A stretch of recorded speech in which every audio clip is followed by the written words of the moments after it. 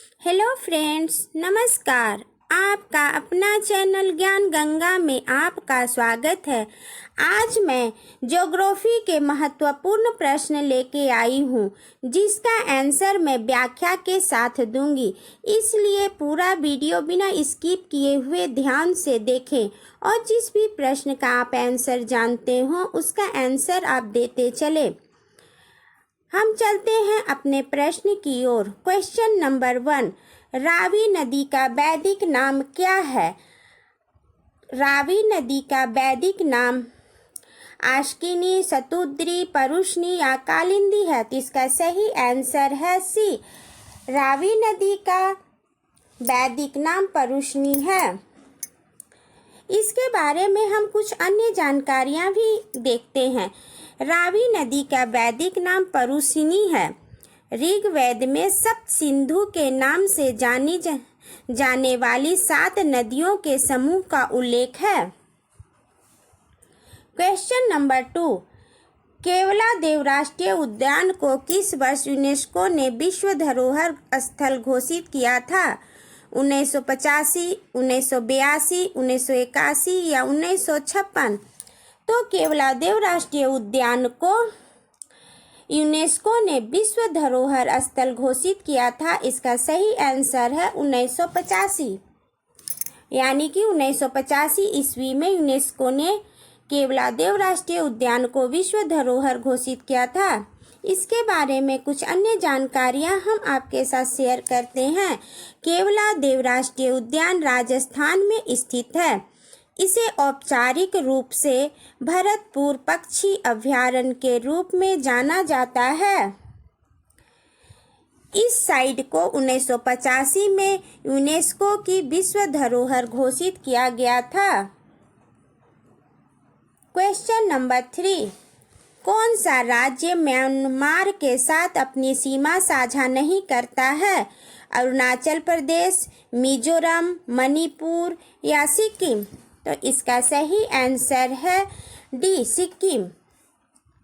सिक्किम भूटान, चीन और नेपाल के साथ अंतर्राष्ट्रीय सीमा साझा करता है।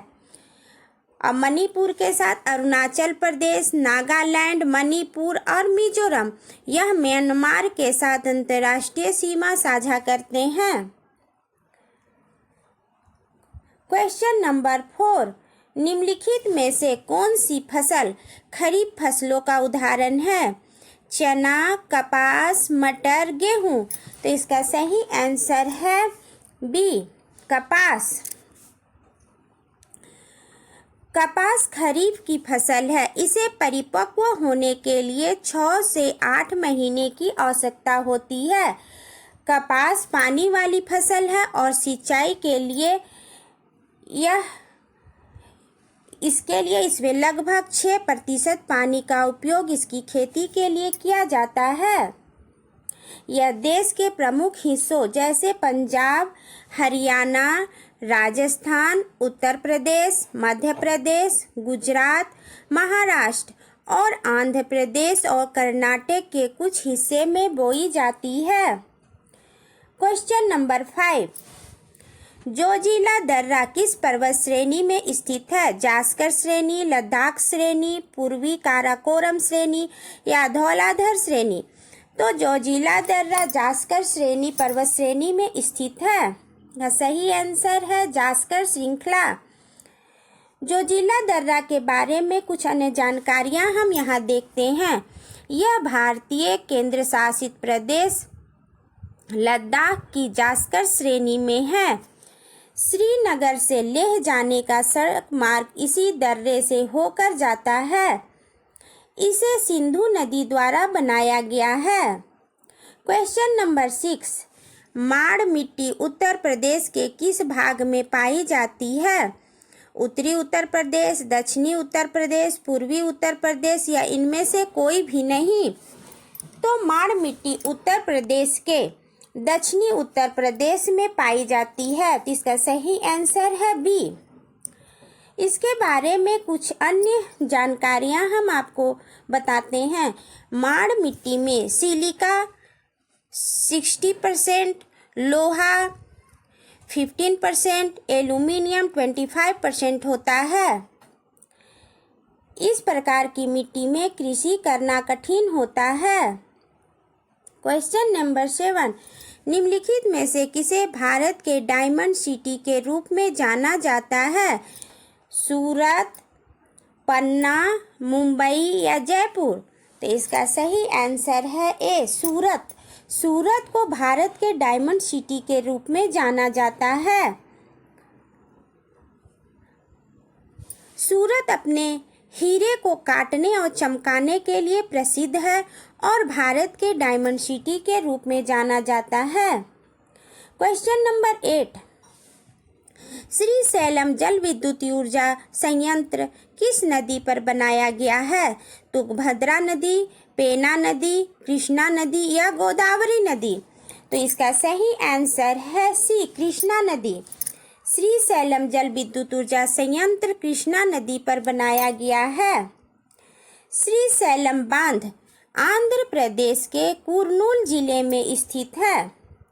कृष्णा नदी पर श्रीशैलम जल विद्युत परियोजना का निर्माण किया गया है। श्रीशैलम परियोजना देश की 12वीं सबसे बड़ी जल विद्युत परियोजना है। यहाँ मैं प्रश्न के साथ उसका आंसर व्याख्या के साथ दे रही हूँ। इन व्याख्या को भी आप ध्यान से देखें तो इससे भी कई प्रश्नों का आंसर आपको मिल जाएगा। अगला प्रश्न है, पृथ्वी के चुंबकीय क्षेत्र के लिए जिम्मेदार है मेंटल, क्रस्ट, बाहरी कोर या आंतरिक कोर? तो पृथ्वी के चुंबकीय क्षेत्र के लिए जिम्मेदार है बाहरी कोर, यानी इसका सही आंसर है सी। इसका इम्पोर्टेंट पॉइंट्स मैं आपके साथ शेयर करती हूँ। पृथ्वी के आंतरिक भाग को 3 भागों में विभाजित किया गया है, अर्थात क्रस्ट, मेंटल और कोर। कोर पृथ्वी की सबसे भीतरी परत है। अंतरतम परत कोर की त्रिज्या लगभग 3500 किलोमीटर है। कोर निकल और लोहे जैसे अधिक घनत्व वाले पदार्थों से निर्मित है। क्वेश्चन नंबर 10, सतलज नदी किस दर्रे से होकर भारत में प्रवेश करती है? जोजिला, नाथुला, लिपुलेख या सिपकीला? तो सतलज नदी सिपकीला दर्रे से होकर भारत में प्रवेश करती है। इसका आंसर है डी। इसका इम्पोर्टेंट पॉइंट है, सिपकीला भारत तिब्बत सीमा पर एक पहाड़ी दर्रा और सीमा स्थान है।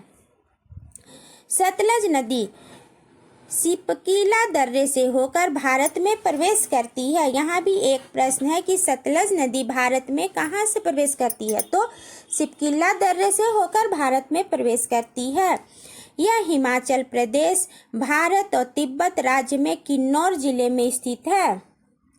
अगला प्रश्न है, 2011 के जनगणना के अनुसार भारत में निम्न में से सबसे कम आबादी वाला राज्य कौन है? मिजोरम, सिक्किम, त्रिपुरा या उत्तराखंड? तो 2011 की जनगणना के अनुसार भारत में सबसे कम आबादी वाला राज्य सिक्किम है। सिक्किम की आबादी 6.11 लाख है। 2011 की सिक्किम जनगणना बताती है कि सिक्किम की जनसंख्या पूरे भारत में सबसे कम है। 12वां प्रश्न है, निम्नलिखित में से कौन ब्रह्मपुत्र नदी की सहायक नदी नहीं है?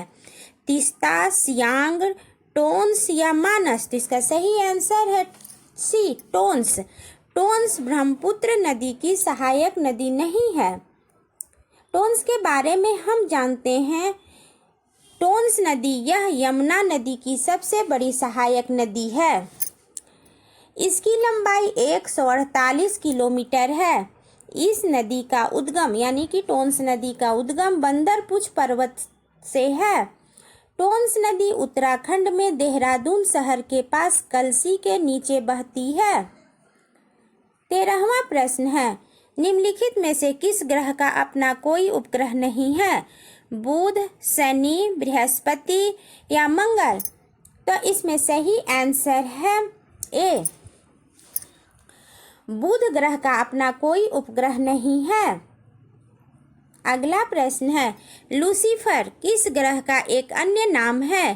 बृहस्पति, मंगल, शुक्र या शनि? तो इसका सही आंसर है सी, शुक्र लूसीफर ग्रह का एक अन्य नाम है। शुक्र को सबसे चमकीला ग्रह होने की अपनी विशेषता के कारण लूसीफर नाम से भी जाना जाता है। शुक्र ग्रह के कितने प्राकृतिक उपग्रह हैं? यह हमारा अंतिम प्रश्न है। 1 उपग्रह, 2 उपग्रह, 0 उपग्रह या 3 उपग्रह? तो शुक्र ग्रह के अपने प्राकृतिक उपग्रह एक भी नहीं है, यानी कि 0 उपग्रह है। शुक्र के पास कोई प्राकृतिक उपग्रह नहीं है। बुध और शुक्र के पास चंद्रमा नहीं है क्योंकि वे सूर्य और उसके गुरुत्वाकर्षण के बहुत करीब हैं। यह हमारे ज्योग्राफी के 15 महत्वपूर्ण प्रश्न थे जो सभी एग्जाम में आने वाले प्रश्न हैं। इन प्रश्नों का आंसर मैंने पूर्ण व्याख्या के साथ दी। अगर आपको वीडियो पसंद आया हो तो वीडियो को लाइक करें, दोस्तों को शेयर करें एवं चैनल को सब्सक्राइब करना न भूलें। सबसे पहले आपके पास नोटिफिकेशन आए, इसलिए बेल आइकन को प्रेस कर दें। मिलते हैं अगले वीडियो में।